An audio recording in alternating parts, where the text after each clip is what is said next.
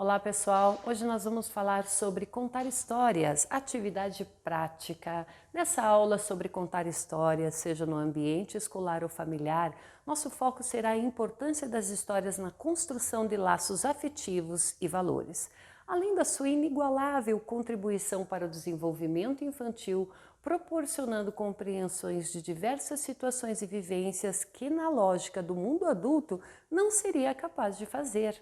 A arte é a expressão humana e nos acompanha desde as cavernas, faz parte das nossas vidas e por isso está na escola.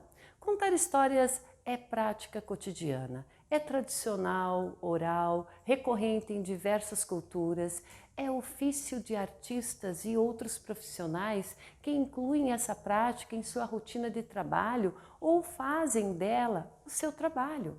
A escola, enquanto ambiente pedagógico de ensino e aprendizagem, deve considerar, além dessas afirmações, outras abrangências do contar e ouvir e recontar histórias.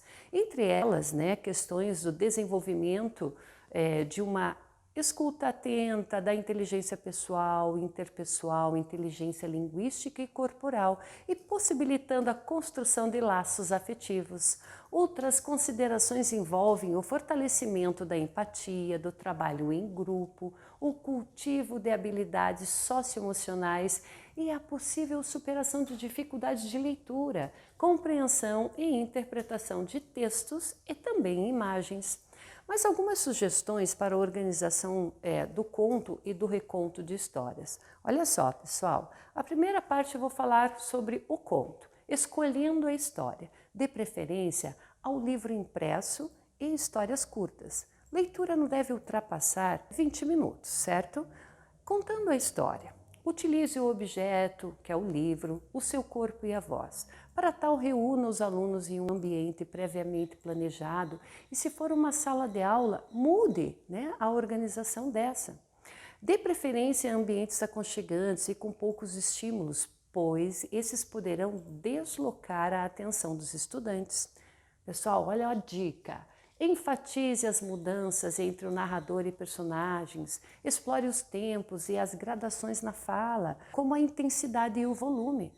Interaja, olhe para a plateia, mesmo sentado, mantenha o corpo alerta e vivo. Roda de conversa, converse sobre o enredo, os personagens, o local onde a história se passou. Olha uma dica, pessoal, para trabalhar as linguagens artísticas e o reconto de maneira mais dinâmica, repita na semana seguinte a primeira parte com livros e histórias diferentes. Trabalhe uma ou duas linguagens a cada semana, certo? E a segunda parte é o reconto. Proponha que os alunos recontem a história. Estipule um tempo máximo ali de 5 minutos para que os grupos se organizem, certo? E mais 5 minutos para que cada grupo se apresente.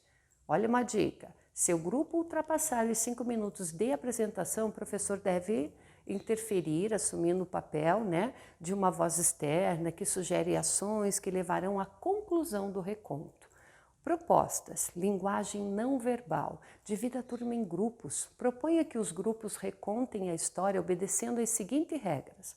Ninguém fala, somente linguagem não verbal, todos usam o corpo, gestos e também movimentos. É desejável que se modifique um pouco a história, mas é importante que possamos reconhecê-la, releitura da obra. A linguagem verbal entra aí também, olha só. Os mesmos grupos recontarão agora a história, incluindo falas. Será um jogo de improvisação teatral. Os alunos irão incluir diálogo de forma espontânea, não serão textos decorados.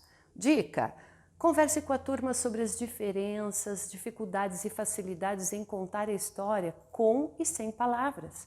Finalize com uma roda de conversa. Converse sobre diferentes formas de recontar histórias. Estimule os alunos a comentar seus próprios trabalhos e os dos colegas também.